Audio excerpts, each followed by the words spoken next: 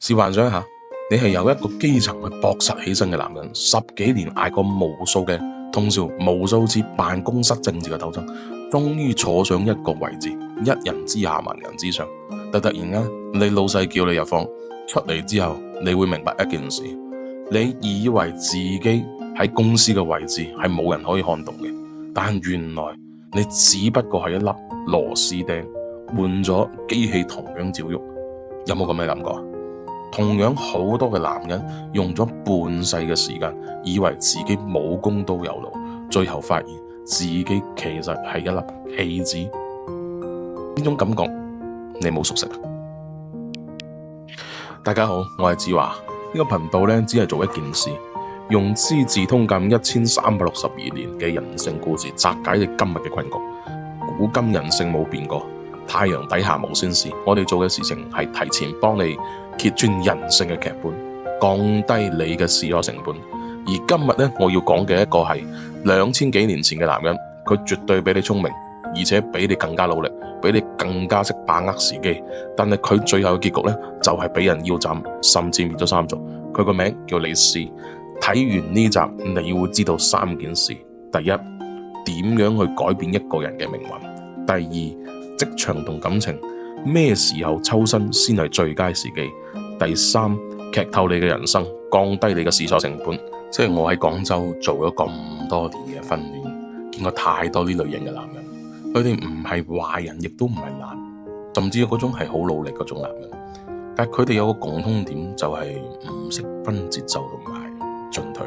喺感情入邊死守一段無咗愛嘅關係，話係為咗個女仔，其實係投入咗咁多唔甘心。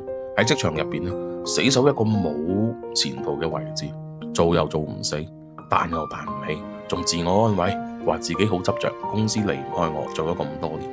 其實呢種真係唔係叫堅持。喺我哋覺得咧，佢其實係唔面對現實。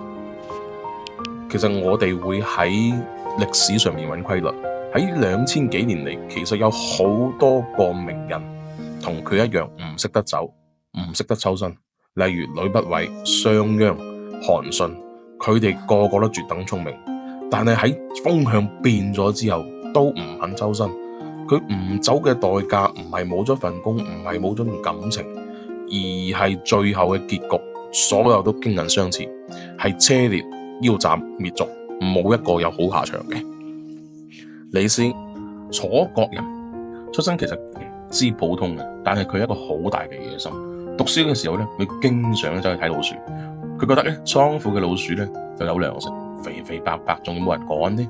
迪士尼嘅老鼠咧，所有小朋友都爭住去合照，全球受歡迎。而廁所嘅老鼠咧，只可以喺廁所入邊咧食糞便，偷偷摸摸見人就走。咁佢又諗啦，同樣係老鼠啫，點解差別有咁大嘅？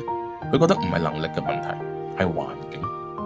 其實亦都係我哋今日所講嘅平台。所以佢同自己講，我唔可以做一隻坑渠老鼠。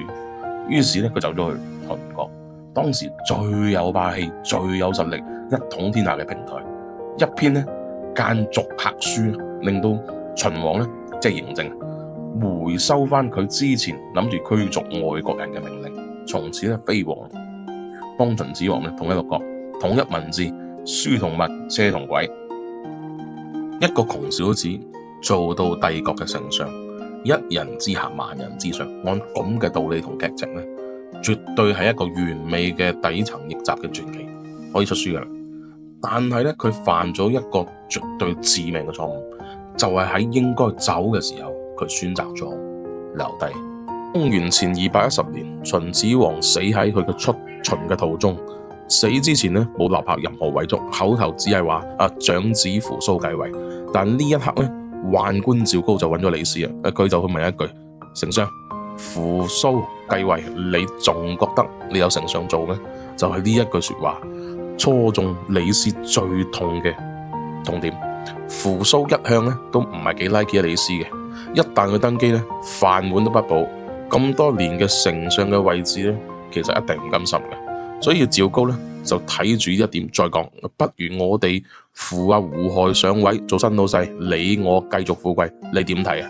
李斯猶豫咗，你知唔知佢心入邊係諗緊乜嘢？其實佢絕對係唔甘心，做咗呢10幾年功勞擺喺度，點可以退嘅？就係呢個唔甘心，最後送咗佢一程。李斯同阿趙高咧散過咗遺囑之後咧，扶咗阿新老細胡亥嘅上位，仲要假傳聖旨咧，賜死咗長子嘅扶蘇。胡亥登基咗之後，趙高梗係獨攬大權啦。李斯喺丞相嘅位置，但係咧越嚟越冇實權。佢三次上書胡亥，同阿皇帝去提醒。佢3次上書新老細，諗住提醒下佢國家嘅問題。3次一次都冇人理，最後咧仲要俾阿趙高陷害埋佢謀反。最後咧，李斯喺獄中咧寫封信俾老細，佢就話自己有7大嘅功勞，話自己咧對公司嘅貢獻無功都有勞，你唔應該咁對我。以為博下同情就冇事啦，點知呢啲嘅小作文啊，以為講下付出，就覺得對方回心轉意。佢其實完全都唔知道，李斯啊，你今日已經冇晒作用嘅時候，你已經係公司嘅負擔。呢封信咧根本都送唔到新老細手上，俾阿趙高咧已經截咗戶啦。喺公元前咧208年，李斯咧最後就係俾人喺咸陽城腰斬，仲要2而3族。臨死前咧，佢對住個仔講一句：我只係想同你翻去家鄉，牽隻黃狗喺東門咧追下野兔。但係而家咧，恐怕乜都做唔到啦。一個曾經叱咤風雲嘅帝國丞相，臨死之前其實念念不忘嘅都係呢啲追下狗仔玩下貓仔。佢一生咧都係想做一隻逃離廁所嘅老鼠，結果咧其實可能死得比老鼠更加慘。如果將李斯嘅一生濃縮起身咧，你會發現佢有3個嘅命運嘅抉擇關鍵時刻，同時亦都非常體現出選擇大於努力嘅真理。第一個時刻離開楚國去秦國，呢一刻佢揀啱咗，佢識得睇大局，識得揀平台，義無反顧咁走咗，由廁所嘅老鼠咧變成倉庫嘅老鼠，完完全全體現選擇大於努力。呢個時候嘅李斯最清醒，從此之後變咗一個統一6國嘅丞相。第2個時刻咧係秦始皇死咗之後，趙高去揾佢嗰刻，呢一次咧係佢真正嘅命運分叉口。佢原本咧可以辭官歸離，可以離開，但佢咧依然係留戀名利，睇唔清自己，以為自己仲係一個棋手，唔知道其實佢自己已經變成咗一隻棋。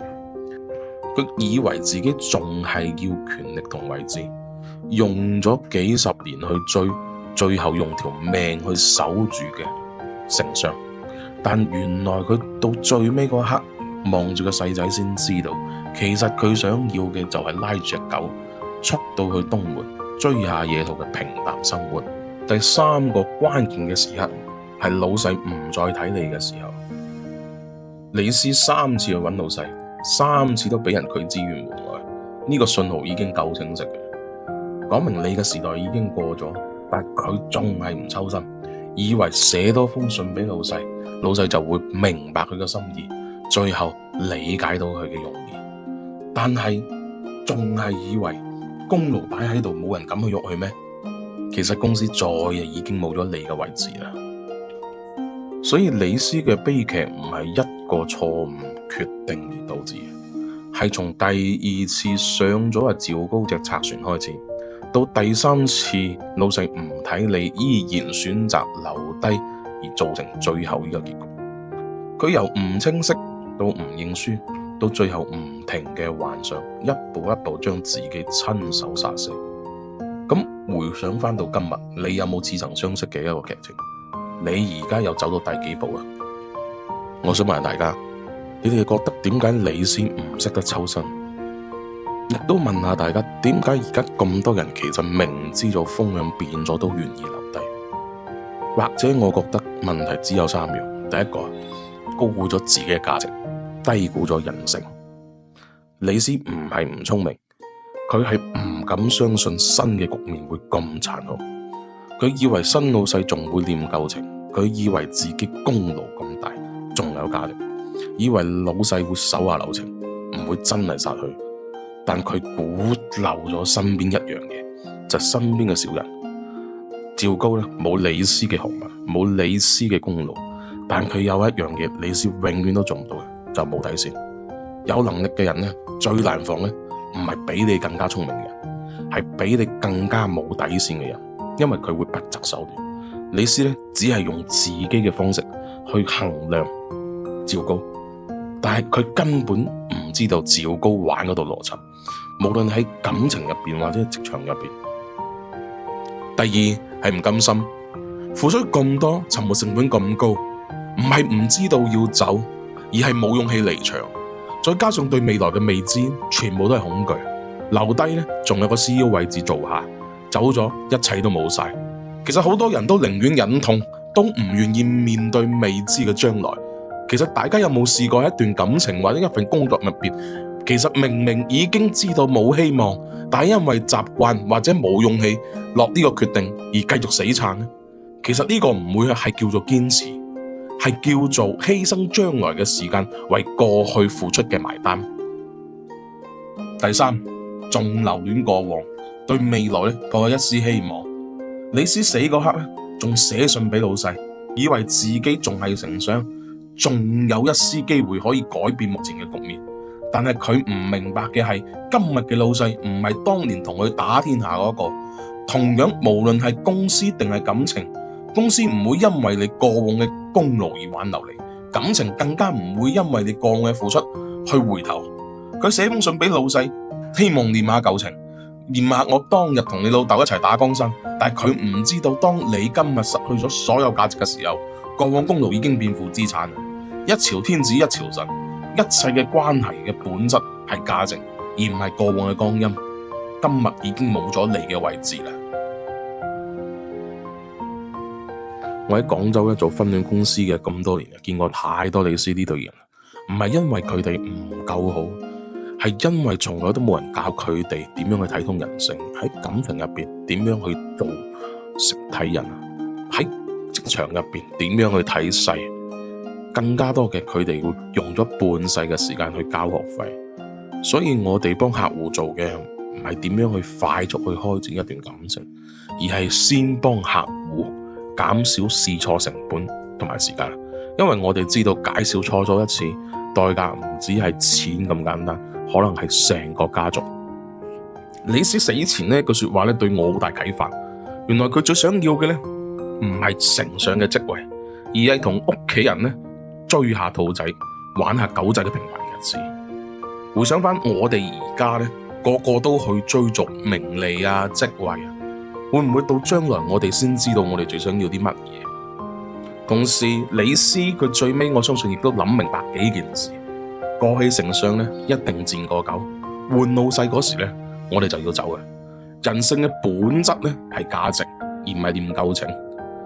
入場嘅係本能，識得離場嘅時候先係本事。我希望大家同我一齊記住呢幾句說話。最後，我想問你哋一個問題：李斯嘅錯係唔識得抽身，定係揀錯咗時機？留言話俾我知，我想知道你嘅睇法。你哋依家嘅感情或者係職場上，有冇一個早就應該離開，但係持續死撐嘅一個位置同局面？唔使答我㗎，問下自己就夠啦。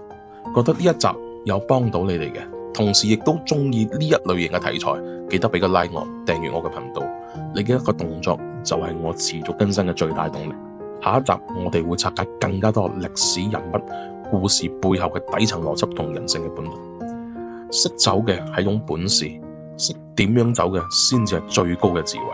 我係子華，我哋下集見。